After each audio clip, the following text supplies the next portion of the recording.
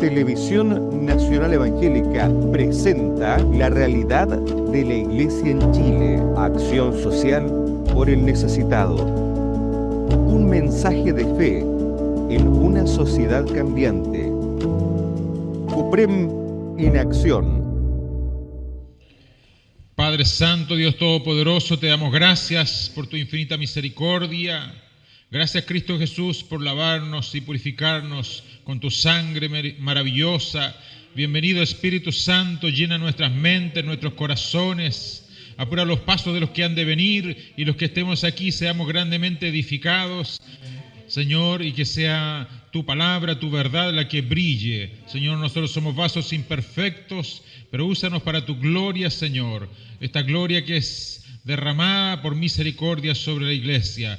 Gracias, Jesús, te bendecimos, te amamos, y enséñanos y recuérdanos todas las cosas que necesitamos entender y saber. Te lo pedimos, Padre, Hijo, Espíritu Santo. Amén y amén. Gloria a Dios.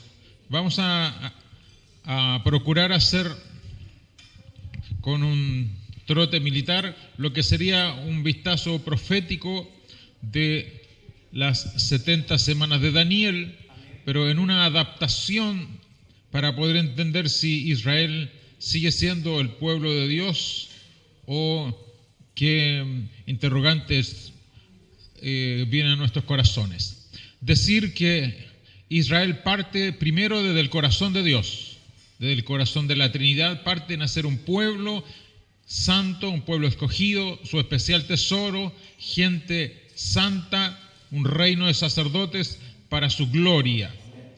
Dice, no por ser vosotros los más grandes de la tierra, sino lo más pequeño, Dios los ha elegido para hacerlos un pueblo para alabanza de su nombre. Entonces, Israel nace primero en el corazón de Dios, luego comienza a articularse en las promesas de Abraham. Esto es previo a lo que voy a mostrar. Dios le promete a Abraham tres cosas fundamentales que nunca debemos olvidar.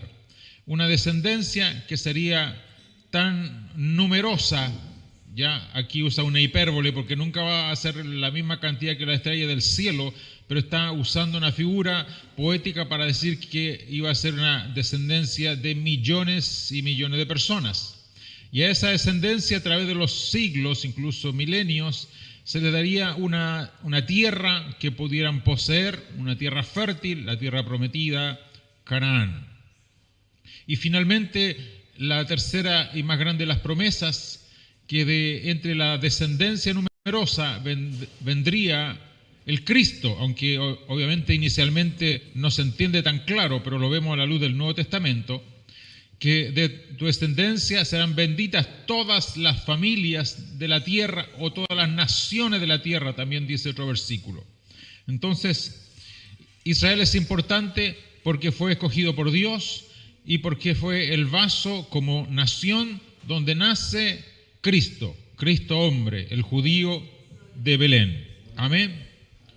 Partimos, las 70 semanas de Daniel. Entonces vamos a hacer una introducción profética. Voy a tratar de no moverme para no tener problemas con la cámara. Una introducción profética, y tenemos unos rollos de la Torá. El mensaje de las 70 semanas entregadas por Dios al profeta Daniel en Babilonia. Un periodo de tiempo comienza el edicto de Artajerjes para la liberación del pueblo judío hasta la consolidación del Mesías y su reinado eterno. Ya, qué malo que me quedó de espaldas. Amén. Voy a usar mi máxima memoria posible entonces. Quiero decirles que Dios le entrega un mensaje a Daniel cuando Israel ya había recorrido mucho camino. El primer bloque es desde Abraham, Isaac y Jacob. Hasta ese momento se van transformando en familias y en clanes. Luego de la descendencia de Jacob comienzan poco a poco a nacer las 12 tribus. En algún minuto, en una buena o mala hora, José, vendido por sus hermanos, es llevado a Egipto, y cuando, después de haber estado en la casa de Potifar, en la cárcel, y luego asciende como gobernador en Egipto.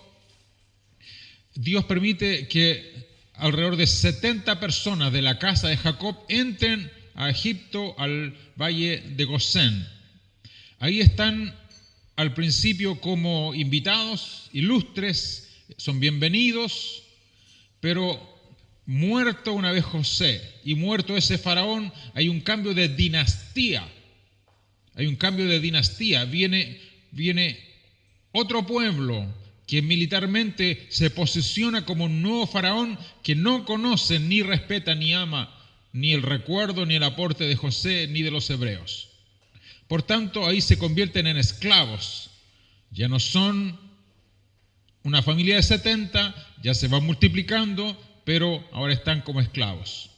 Pasan en un total, desde que entraron Jacob hasta que salen aproximadamente en el 1446 a.C., pasaron 430 años. ¿Ya? Y podríamos datar que el éxodo se desarrolla aproximadamente en ese tiempo, 1446, o lo puede redondear en el 1500 a.C., una fecha más fácil de recordar. Cuando salen de Egipto y llegan al monte Sinaí, están un año recibiendo la ley y el diseño del tabernáculo. Luego pasa tal vez un año más y Dios los sigue preparando, los sigue formando, los sigue probando, hasta que llegan al límite de Canaán en Cades Barnea, y ellos envían 12 espías y ven que la tierra es maravillosa, fértil, grandes hortalizas, fruta. Era realmente la tierra que fluía leche y miel. El problema es que habían gigantes. Habían no solo algunos gigantes, la Biblia dice que habían tribus de gigantes, como los anaseos y los samsoneos y otros más de nombres bien complicados. Entonces eso produce tal temor, y 10 de los 12 espías se atemorizan, y solo Josué y Caleb quieren tomar este desafío de creerle al Señor y tomar la tierra. Como ellos fallan justo en el límite ahí en Cades Barnea, como frente al Jordán, solo a pocos kilómetros del Jordán, no confían en el Señor, Dios los castiga haciéndolos vagar 40 años más. Lo que había durado la investigación en la tierra de Canaán, 1 año por día, 40 años. Después de estos 40 años que muere Moisés, luego viene la época de Josué, y hasta ese momento no había problema, estaban las 12 tribus y todos eran llamados israelitas. Eran ya no esclavos, sino que eran una etnia israelita, y seguían siendo el pueblo de Dios. Ya tenían las leyes, los sacerdotes y profetas, el tabernáculo, estaban bastante empoderados, y ya en su segunda generación, en los días de Josué, ya habían podido acuñar un buen ejército. Comienza el tiempo de José, y estoy volando, vencen a alrededor de 32 reyes enemigos. Comienza la distribución de las tierras, ya quedan 2 tribus antes del río Jordán, si mal no recuerdo, 2 o 3 tribus, y el resto está al otro lado, en la Transjordania, en donde realmente debían estar. Y Manasés, como era tan grande, había una parte de Manasés antes del Jordán y la otra después del Jordán. Una vez que se constituyeron físicamente y geográficamente las 12 tribus, comienza el periodo de los jueces, porque Josué había muerto y los ancianos que gobernaban con Josué también murieron. Y viene una nueva generación, ya en el libro de Jueces, y dice: en aquellos tiempos no había rey, por tanto cada uno hacía lo que bien le parecía. Y normalmente esto que bien le parecía era lo peor que se le podía ocurrir. ¿Ya? Entonces, pasa el periodo de los jueces desde Otoniel hasta Samuel. Samuel fue el más brillante porque fue sacerdote, juez y profeta. Pudo ser de esta calidad porque es preparado por Dios y porque también era de la tribu de Leví, por eso pudo fungir como un sacerdote. Y dice que fue un hombre tan íntegro que en toda su vida ni una sola de sus palabras cayó en tierra. O sea que fue un profeta muy, muy certero. Y a él le tocó ungir al primer y segundo rey, Saúl y luego David. El reino unificado dura 3 periodos: el reinado de Saúl, 40 años, el reinado de David, 40 años, el reinado de Salomón, 40 años. Luego, a la muerte de Salomón, las 10 tribus le piden que baje el ritmo de las construcciones, de los impuestos, del esfuerzo, del trabajo. Pero como este era un rey joven, inexperto, y le hizo caso a los niños bonitos de su generación, le dieron mal consejo y finalmente produjo que este Reino Unido se dividiera en 2 partes: el Reino del Norte y el Reino del Sur. El Reino de Judá, con 2 tribus, Judá y Benjamín, y el Reino de Israel, o también se le llamaba a veces Efraín, 10 tribus restantes. El reino de Judá fue el más largo y el que tuvo reyes buenos y malos.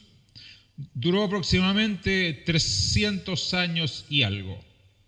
Y el reino de Israel, que era el numéricamente más grande, duró un poco más de 200 años y tuvieron solo reyes malos, desde Jeroboam I en adelante hasta los días de Sedequías, en que fueron destruidos finalmente y deportados y llevados. Fue de Jeroboam I hasta su último rey, y fueron deportados a Asiria, ¿ya? Y Asiria ahí después hizo, aparte de la matanza y la deportación, mezcló las razas y se conformó Samaria, lo que en los días de Jesús sería la provincia romana de Samaria, que eran judíos mestizos, ¿ya? Que eran despreciados porque eran una cosa híbrida entre gentil y judío. Entonces ese linaje ya estaba complicado si eran israelitas o no. Jesús le dijo: miren, no se preocupen, ya vendrá el tiempo que no van a adorar ni en el templo ni en este monte, sino en el corazón. Amén. Entonces, el segundo reino, o el reino sobreviviente, el de Judá, finalmente cae por el mismo motivo del primero, la idolatría, y es destruido en los días de Sedequías. Es atacado 3 veces por los babilonios, pero ya en el tercer ataque ya la ira del Señor no se pudo contener. Estamos posicionados en los días del profeta Jeremías, ¿ya? Jeremías, el profeta que tuvo que llorar mucho por su pueblo. Estamos en los días de Ezequiel, y que estaba ya en la deportación en Babilonia, y de aquel joven Daniel que estaba en la deportación en Babilonia. Ahí en Babilonia estuvieron exactamente 76 años. Luego Dios permite que ellos puedan volver en tres retornos, ¿ya? Comandados por Zorobabel, por Nehemías y por Esdras. Zorobabel, Esdras, Nehemías, Esdras. Zorobabel era de la tribu de Judá y era como una especie de príncipe, porque era de la línea davídica, y fue puesto como gobernador en Jerusalén. Nehemías también pasó de ser copero del rey a ser un gobernador militar en un periodo más paralelo en vida, ¿no? Con Zorobabel, pero con otras atribuciones más administrativas. No tenía que ver nada con su linaje de tribu. Y Esdras es llamado el padre del judaísmo, el que hizo una gran reforma y de alguna manera una reinterpretación y reavivamiento de la Torá, de la ley del Señor, de la Torá y de otras cientos de leyes, porque el decálogo, que son los 10 mandamientos, es la columna vertebral, pero hay cientos de mandamientos más. Algunos podrían ser útiles para nosotros, pero la mayoría son más bien para esas circunstancias. Entonces recién llegamos a Daniel y Dios le muestra a Daniel una panorámica de 490 años, ya las 70 semanas de Daniel, 7 por 7, 49, porque son semanas de años. Y no sé si esto tiene puntero. Bueno, mejor no lo toco. Comienza lo que Dios le dice a Daniel, es que Dios va a cumplir su palabra de llevarlos de retorno a Jerusalén y a Judea. Recordemos que los otros territorios de las 10 tribus estaban ocupados por samaritanos, por árabes, por múltiples naciones, seguramente por persas. Y el Señor le marca una línea profética que nace desde el decreto en el año... el decreto está en Daniel 9:25a. No sé si alguien lo puede leer, por favor. Es el decreto que el rey persa, hubieron 2 o 3 decretos, pero normalmente se parte en el de Artajerjes.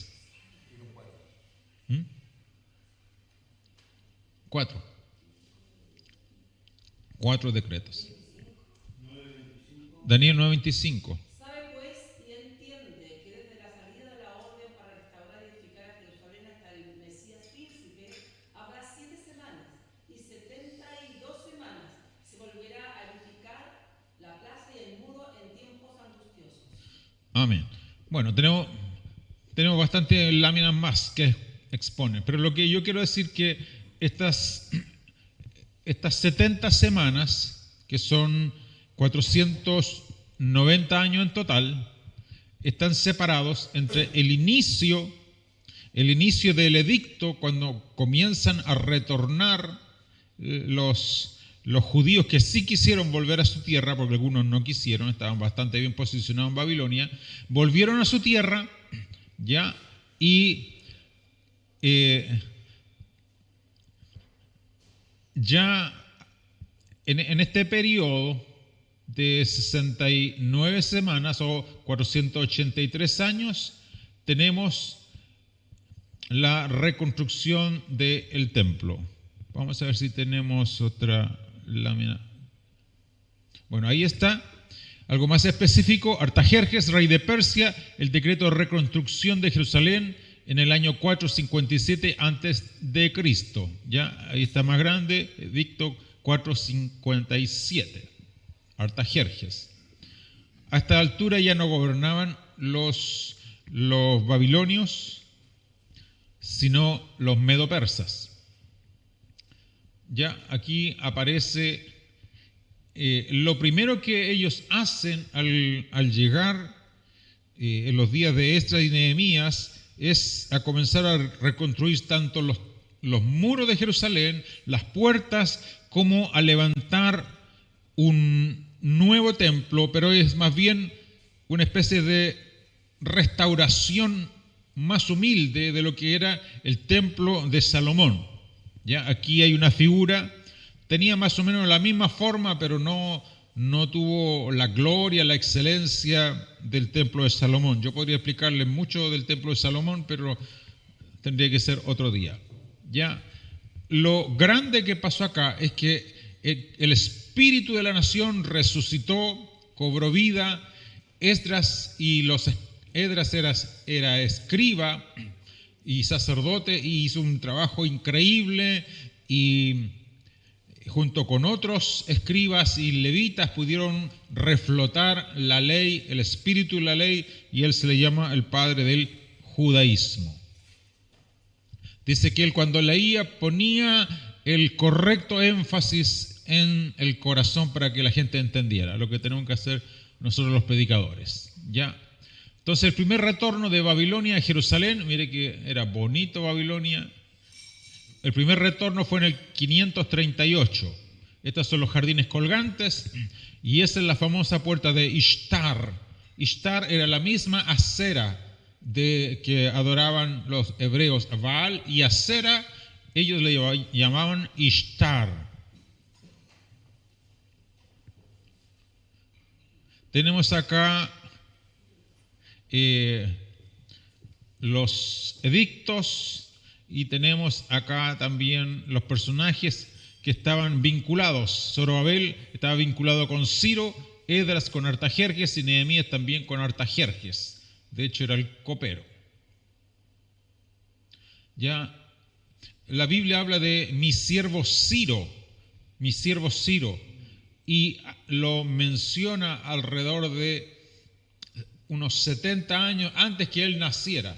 O sea, cuando le pusieron el nombre, nadie sabía que Dios ya le había puesto ese nombre, porque iba a ser usado para respaldar el retorno y la reconstrucción en Jerusalén.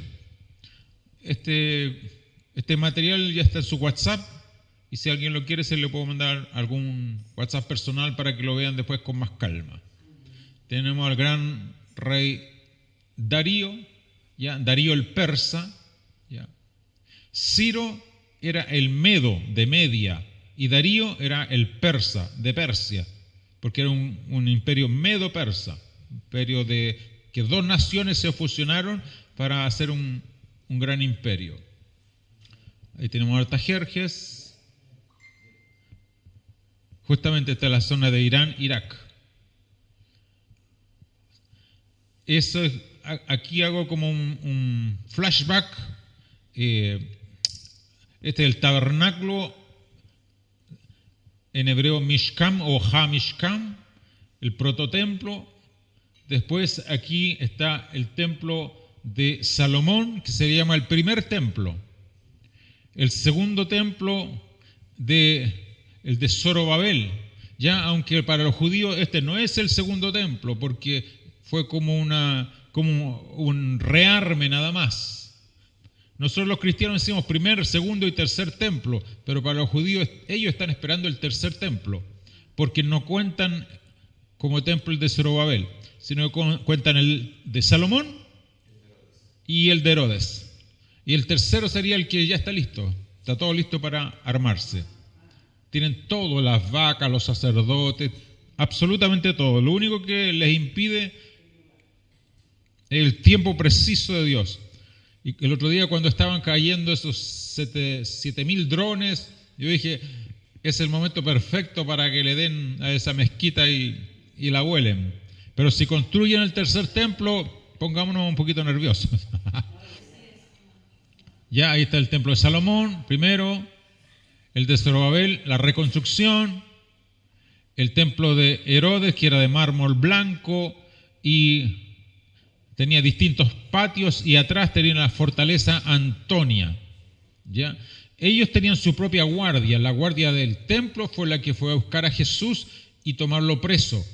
Y después que lo juzgaron ilegalmente, de noche, en la mañana lo llevaron a los romanos para que ellos de alguna manera le volvieran a hacer un juicio y con presión lo crucificaran. ¿Ya? Pero habían dos guardias, la del templo y la que estaba en la Torre Antonia, que era la guardia romana, que era la más poderosa. ¿Ya? Entonces, en todo el quehacer profético que Dios le da a Daniel, habla de la reconstrucción del templo, y esta se menciona que va a ser, el templo estará completo en Daniel 9:25. El segundo templo ya se levantará en la semana 62. Ya habrán corrido 434 años, y aquí hay una pausa en este evento dice que el Mesías príncipe será muerto o será sacrificado, mas no por sí. O sea, en palabras sencillas, el Mesías, el Yeshua HaMashiach, el Melech HaKadosh, sería asesinado de la forma más terrible. La cruz era una maquinaria de tortura. Había un trabajo previo de tortura, un trabajo en la cruz de tortura. La gente normalmente la amarraban solamente. Jesús lo amarraron y lo clavaron. Y él tenía, normalmente cuando lo iban a crucificar, no lo flagelaban tan grandemente como lo hicieron con Jesús. No le ponían obviamente corona de espinas, no le daban, o le daban esos azotes y después lo mataban a espada, pero si le daban esa cantidad de azotes y todo lo que usted sabe que hicieron con Jesús, lo hicieron complementario a la cruz. Jesús muere acá, muere de asfixia, muere de un colapso de todos sus sistemas, su corazón revienta y es por eso cuando el centurión rompe su costado sale sangre y agua. Ya médicamente está hecha una autopsia póstuma y hay muchos libros científicos que avalan esto. ¿Ya? Entonces, en este momento, cuando Jesús es crucificado, ¿ya? Él está 3 días crucificado, 3 días muerto, resucita al tercer día, el domingo de madrugada, está unos días más con sus discípulos, él asciende desde los montes de Galilea, luego viene el Pentecostés, y ahí nace la iglesia judeo-cristiana, de lo que nos colgamos nosotros los pentecostales. Ahí está. El periodo de la gracia. Entonces hay una pausa profética de estos 70 semanas. Se quedó en la semana 69. Yo sé que para muchos, si no lo han estudiado antes, es difícil. Pero en la cruz se congela la semana 69 y en el rapto o arrebatamiento se activa la semana 70. Ahora, entre la cruz y casi el rapto, porque todavía no pasa el rapto, ya han pasado aproximadamente 2000 años. Y a esta pausa profética se le llama el periodo de la gracia, o el periodo de la iglesia también, que inicialmente era una iglesia judeo-cristiana, después fue más bien gentil cristiana, hoy día somos gentil cristianos y judíos mesiánicos. ¿Ya? Entonces siempre hay, aquí podemos decir que hay un Israel racial y un Israel espiritual. La Biblia dice que a Dios le plugo, Dios quiso hacer de los dos pueblos un solo pueblo. Ahora nosotros también tomamos que el olivo natural, el olivo verde, se complicó por el tema de la idolatría y Dios hace un corte e injerta un olivo silvestre que succiona parte de esa vida, de esa savia, y crecen juntos. ¿Ya? ¿Cómo voy de tiempo? Crecen juntos y se forma un solo árbol. Recordemos que en el periodo de la gran tribulación van a haber 2 hombres casi inmortales, llenos de poder, y se les llama los 2 olivos. Uno representa en mi interpretación, uno representa a Israel y otro representa a la iglesia. ¿Ya? Entonces el rapto o arrebatamiento es lo que corta finalmente el periodo de la iglesia y activa la semana profética, la última semana, y en estos 7 últimos años, si son así exactamente literal, el anticristo va a aparecer en escenario visiblemente después del rapto, Dice, lo que detenía la maldad en la tierra será quitado. ¿Quién? La iglesia, en su clamor, oración, evangelización, enseñanza, etc. No el Espíritu Santo, porque el Espíritu Santo es omnipresente, está en todo lugar. Además que en este periodo de 7 años hay un despertar del pueblo judío, se le quita el velo y ellos vuelven a creer de una forma más espiritual que ritual y pueden entender y conocer al Mesías, porque el Mesías está pronto a venir y se levantan, dice la Biblia, 144,000 sellados de las 12,000 de cada tribu. Dios sabe dónde están las tribus. Y estos 144,000 van a ser los evangelistas que van a predicar del Cristo mesiánico a su pueblo, y me imagino que va a haber un gran avivamiento que va a tocar muchas otras naciones también.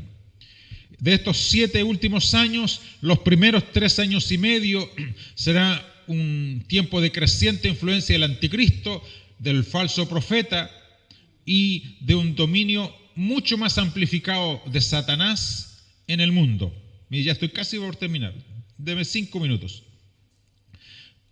Hacen un pacto de paz las naciones circundantes con Israel por 7 años, pero justo en la mitad este pacto se rompe y ya está levantado el tercer templo, el que todavía nosotros no vemos, y desde ese templo el anticristo se saca la máscara y se hace adorar, exige adoración mundial y es apoyado por el falso profeta. Es como una falsa trinidad, así como hay Padre, Hijo y Espíritu Santo, está el anticristo, está el falso profeta, que es el falso Espíritu Santo, y está el diablo, y el diablo, dragón y bestia, que es Satanás. ¿Ya? Entonces, hay todo un conflicto y cambia de tribulación a gran tribulación. En estos 3 últimos años y medio va a morir más de 1/3 de la población mundial, más de 1/3. Si hoy día somos más de 8,000 millones de personas, imagínense cuánta gente va a morir por plagas, por juicios, por copas, por trompetas, etc. Finalizado este periodo de la gran tribulación, se produce una mega guerra en el valle de Armagedón o en el valle de Jezreel, y es que Cristo viene con sus santos millares, con sus ángeles. Nosotros creemos con la iglesia. No todo en la Biblia está así como tan blanco y negro, pero en nuestra interpretación. Y Él va a pelear en el Armagedón para dominar a sus enemigos y luego establecer un reino aquí en la tierra por 1000 años. Satanás será atado por esos 1000 años con todos sus demonios y habrá paz, prosperidad, salud. Jesús estará en la tierra y será algo maravilloso.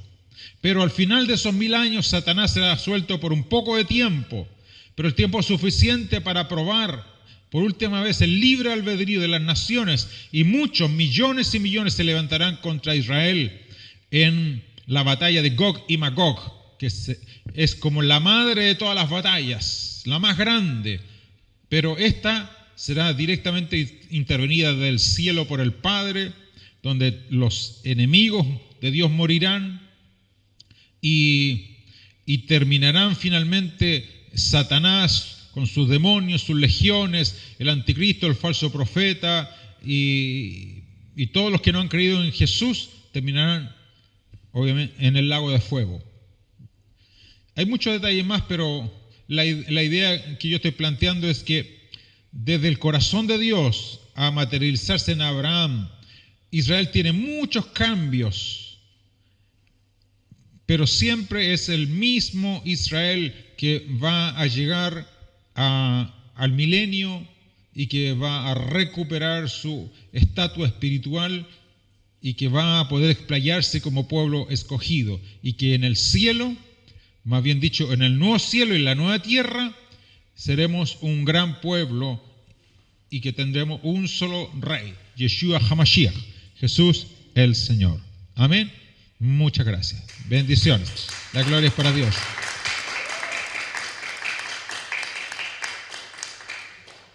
Bueno, gracias. El tema es que la interpretación que usted bien dice, donde aparecen los dos testigos, de alguna manera usted habla de los dos olivos, que es representando en un sentido a Israel y el otro al pueblo gentil, que de los dos el Señor ha hecho un solo olivo, ¿no es cierto? Esa interpretación muestra realmente la restauración de Israel junto con la iglesia. Primero, a la luz del Antiguo Testamento, del Tanaj, yo podría interpretarlo que son Israel, como varias lecturas, pero al final el Espíritu Santo en algún minuto nos va a dar la interpretación final. El pueblo de Dios se dividió en dos reinos, ¿ya? Los dos eran el olivo de Dios, Judá e Israel, Judá e Israel. Dos reinos divididos, pero en el corazón de Dios era un solo reino. Eso desde un ángulo veterotestamentario. Pero como yo los veo ahora en el Nuevo Testamento, justo después del periodo de la gracia, y veo estos dos testigos resucitando y con el poder de Elías, con el poder de Moisés, que yo digo que son personas que fueron preparadas para ese tiempo, que no son necesariamente Elías y Moisés, pero que representan al reino unido. Otra lectura también podría ser algo así como lo que pasó en el monte de la transfiguración, que estaba Elías y Moisés. Elías representaba a la ley y Elías a los profetas, pero se solía decir que la ley y los profetas para hablar de todo el Tanaj, de todo el Antiguo Testamento. Entonces yo persisto en la idea en que tanto los símbolos del Antiguo como del Nuevo Testamento se fusionan para ser uno al final de los tiempos, porque no hay una sangre que lave los pecados de los judíos y una sangre que lave los pecados de los gentiles, ni hay un reino para uno ni un reino para otros, ni un Espíritu Santo para uno ni un Espíritu Santo para otros. ¿Preguntas? ¿Alguien más para compartir el micrófono? Yo he escuchado muchas veces cuando la sangre de Cristo, ¿en quién estamos creyendo ahí? ¿La sangre de Cristo o en Cristo mismo? ¿Quién hace la obra? Mire, cuando hablamos de la sangre de Cristo, es lo mismo que decir el nombre de Cristo o decir Cristo. ¿Por qué? Somos salvos por la sangre, pero ¿por la sangre de quién? Por la sangre de Cristo, ¿ya? Porque nos simboliza el sacrificio completo de la cruz. La Biblia dice, sin derramamiento de sangre no hay perdón de pecados.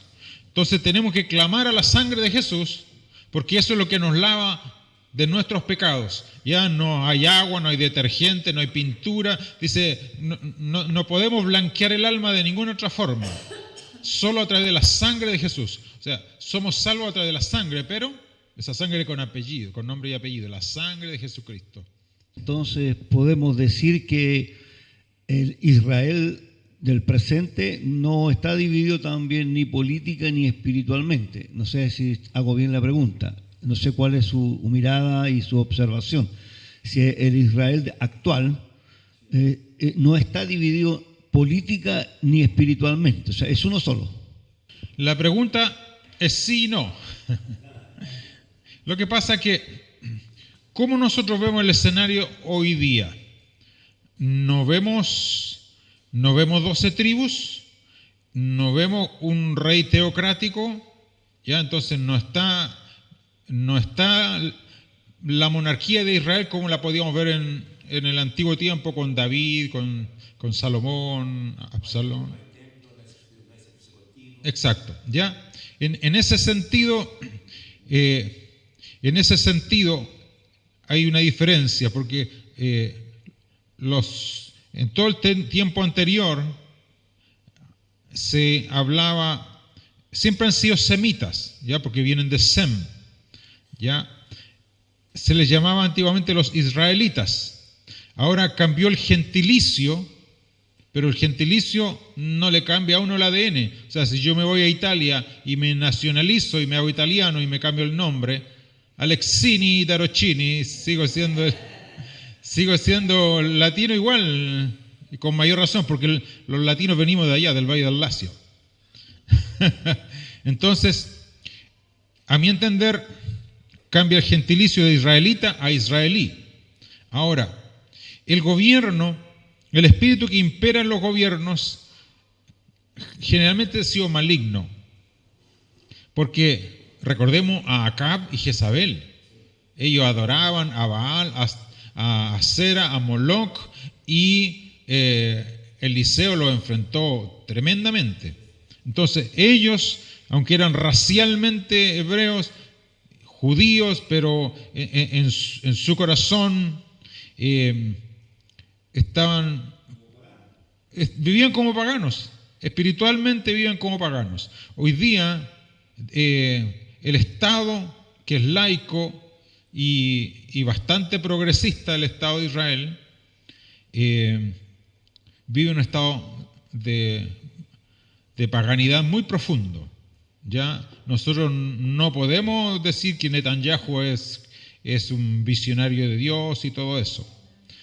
Pero, así como en los días de Acab y Jezabel, los días de Manasés, que eran aún peores, ahora los días de Netanyahu siguen siendo pueblo de Dios. Sigue habiendo un remanente.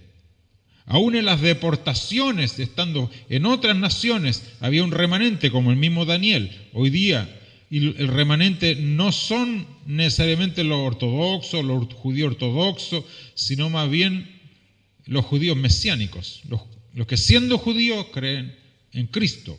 Ya hay el doctor Baruch es judío mesiánico, tiene una tremenda escuela teológica, y él es judío, pero es cristiano, es judío mesiánico. Y recordemos que esta nación actualmente va a dejar de ser un estado para volver a ser un reino en los días de Jesús. Porque Jesús no va a gobernar. En cuanto Él pose los pies en tierra, en el monte, eso se convierte en un reino, porque el Rey de Reyes toma posesión de ahí. Amén. Aleluya. Bueno, hasta aquí yo dejo mi humilde interpretación. Espero que le haya bendecido. La gloria es para Dios. Gracias. Pastor querido. Televisión Nacional Evangélica presentó La realidad de la Iglesia en Chile. Acción social por el necesitado. Un mensaje de fe en una sociedad cambiante. CUPREM en acción.